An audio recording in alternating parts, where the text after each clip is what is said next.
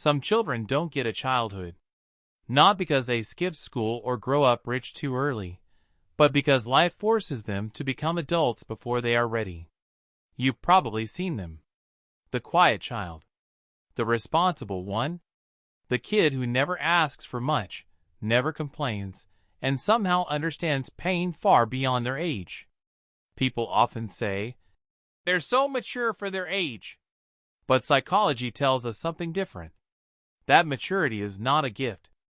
It is a response to pressure. A child who grows up too fast learns early that the world is unsafe, unpredictable, or emotionally unavailable. They learn that someone has to hold things together, and that someone becomes them. Instead of playing, they worry. Instead of expressing emotions, they suppress them. Instead of being cared for, they learn to care for others. This video explores the psychology behind that experience, how it shapes personality, how it affects emotions, relationships, and identity, and why many adults who seem strong are actually carrying the weight of a childhood they never got to live. If you've ever felt older than your age, this story may feel familiar. Growing up too fast doesn't mean being intelligent or ambitious.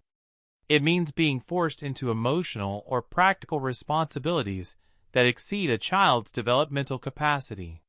Psychologists often call this parentification or premature adulthood.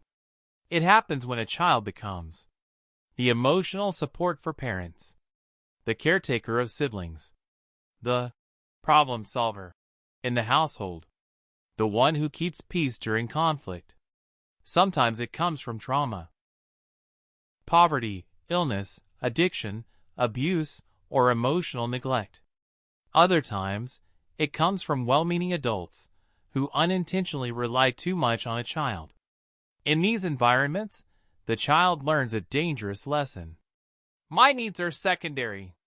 They learn that love is conditional, earned through responsibility, obedience, or emotional strength.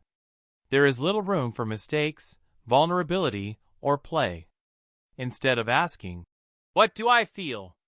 they ask, "What needs to be done?" Over time, survival replaces self-expression. And while the child may appear capable and mature, their emotional development is quietly interrupted. One of the strongest traits in children who grow up too fast is hyper-responsibility. They feel responsible not just for tasks, but for people's emotions, outcomes, and stability. As children, they may believe, "If I don't help, things will fall apart. If I fail, everyone suffers. It's my job to fix this." This mindset follows them into adulthood.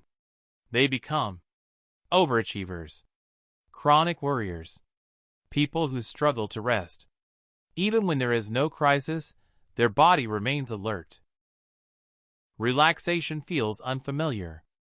Rest feels undeserved. Psychologically, their nervous system associates safety with control. Being responsible feels like protection. Letting go feels like danger. They may feel guilty saying no, guilty resting, and guilty prioritizing themselves. Not because they are weak, but because they were trained to survive by being needed. Responsibility became their identity long before they had a choice. Children who grow up too fast often learn that emotions are inconvenient or unsafe. Crying might have been ignored. Fear might have been dismissed. Sadness might have had no space. So they adapted. They learned to stay calm in chaos, to hide pain behind maturity, to swallow emotions instead of expressing them. This emotional suppression doesn't mean they don't feel deeply. It means they learn to disconnect from their feelings to function. As adults, this can show up as emotional numbness, difficulty identifying feelings, sudden emotional breakdowns. They may describe themselves as fine even when they are overwhelmed. They may struggle to cry, or cry all at once after years of holding everything in. Their emotions were never processed. They were postponed. And postponed emotions don't disappear. They wait. Children who had to be strong rarely learn how to be supported. They grow up giving advice, help, stability, but feel uncomfortable when roles reverse. Receiving care feels unfamiliar. Compliments feel undeserved. Help feels like weakness. Why?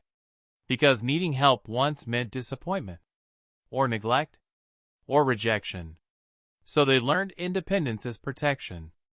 In relationships, they may avoid asking for support, minimize their struggles, feel uneasy when someone takes care of them.